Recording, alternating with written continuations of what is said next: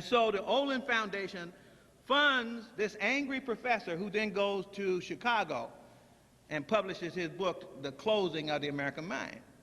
Now you need to know what happens to these books. The Closing of the American Mind, it was actually very popular when I got out here in Georgia. Presidents of colleges all over America had this book, and they called meetings of their faculty.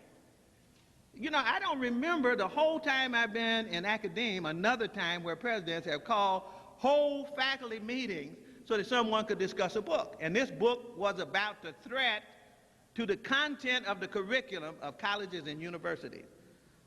Closing of the American Mind. And then, of course, Not Out of Africa. We've also had another book that is highly recommended and is tossed around in academic circles, and that's a book by E.D. Hirsch, Cultural Literacy, which argues that not so much that the black curriculum is wrong, but the white one is right. And that if you establish what the white one is, then that will leave out any room for this other curriculum that African people are talking about. Now there's another book that followed out of Lefkowitz's book funded by the Olin Foundation, and that book is called Black Athena Revisited. And the purpose of that book was to get Bernal. See, because they had one white guy that looked like he was agreeing with us, and so they had to wipe him out, or attempt to wipe him out. Actually, there were more than that if they had known their history. There were, you know, Godfrey Higgins, they had Gerald Massey, and they had a whole lot of other people, including Basil Davidson, who gradually has begun to move up with some kind of support. But that's not the issue for us. The issue for us is what it is that we want to say about ourselves. Now let me say this. The Heritage Foundation, just so that we'll stay in tune, is the home of Clarence Thomas. So Clarence Thomas's ideas existed before Clarence Thomas became socialized by the Heritage Foundation. In fact, I know when he got introduced to the Heritage Foundation. 1980, there's a book called the Fairmont Papers. And there are about 15 or 20 Africans who were called to a meeting on African leadership, black leadership, and black history by white people. And the person who called the meeting, who chaired it at least, was Ed Meese from the Reagan administration. So can't you see this?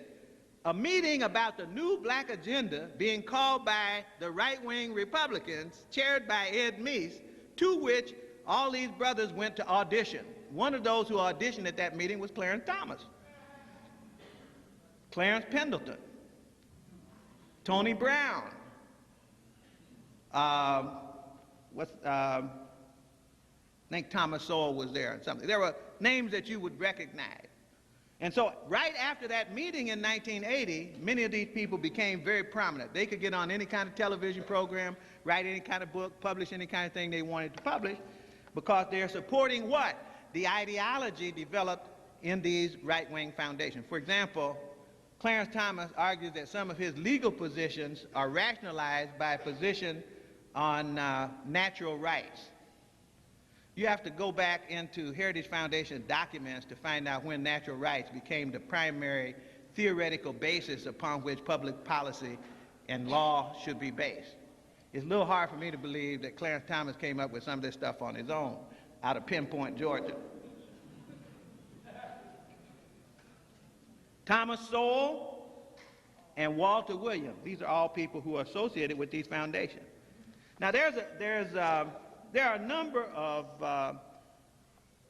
of writings where what I'm saying has been laid out. For example, there's a book called The Manufactured Crisis by David Berliner. It has a chapter in it as to why it is that certain kind of attacks are being made on public education and what is the role of these different people in it. In fact, it dissects the right wing and tells you all three branches of the right wing, names, organization, just like I'm telling you right now, what the name of the organization is, what its program is, what its publications are, and these are things that we need to know. In other words, if you don't understand where the source of the problem is located, then you might take one of these people who are peripheral to the whole operation, go after that person, and the source is still intact. That's why I'm saying these things. Let me give you an example of one publication in addition to the one I just mentioned. There's an outfit called Rethinking Schools. This last one is called Selling Out Our Schools. But it has a lot of articles in here on the right wing. And let me say this. Just because I'm talking about the right wing doesn't mean the left wing is any better. Let me just say that.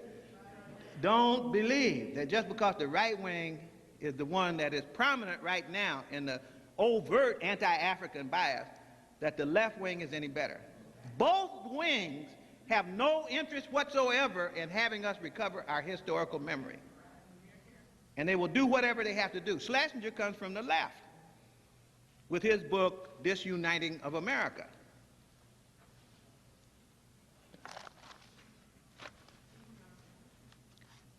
The Center for Educational Reform, a relatively new organization.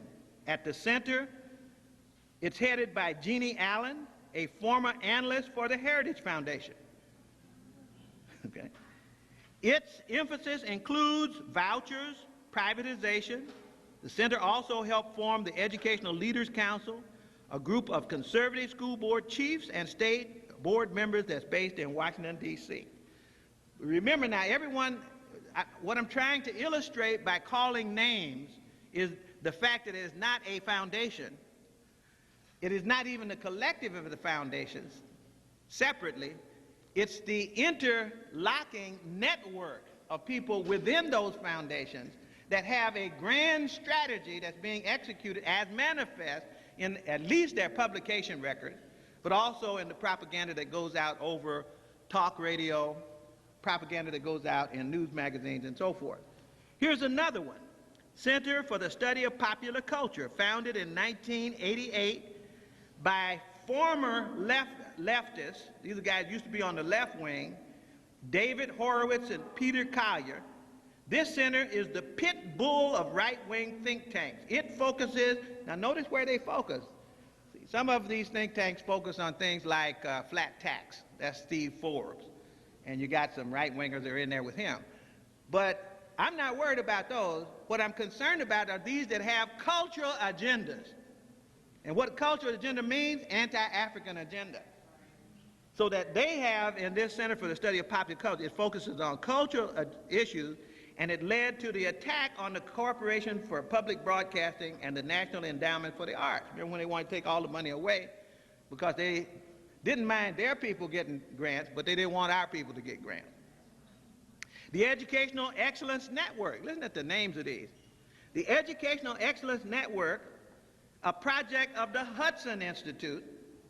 You're going to see brothers tied up in the Hudson Institute.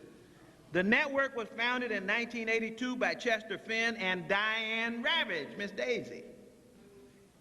Diane Ravage. The network, remember Diane Ravage is the one that attacked the Portland baseline essays. She was the one that attacked the multicultural curriculum. Lynn Jeffries in New York, when they were trying to put that together, she was the main pit bull. Now she has something, or I remember right after that, in fact, I went to one of those meetings, left the meeting, and I caught a radio show where they were reading from this Educational Excellence Network, and until that time, she had not known anything about the Portland baseline essay. Didn't realize that we had already had Dr. Clark, Van Sertima, Julian Ewell, a whole bunch of people out in Portland. We had put a whole curriculum together outlining the story of African people from the beginning of time to the present. So instead of being able to block that, it was already in place. Then they had to figure out how they could unravel that. And so they began then, these same people began an attack in Portland until they finally destroyed the Office of Multicultural Education with Carolyn Leonard and effectively blocked the further development of the curriculum effort. But by that time, we had already got our stuff out, and it's all over the world. So Chester Finn and Diane Ravage, this network emphasizes privatization, vouchers, charters, standards, and a, quote, core curriculum centered on Western civilization using the work of E.D. Hirsch, and it included in it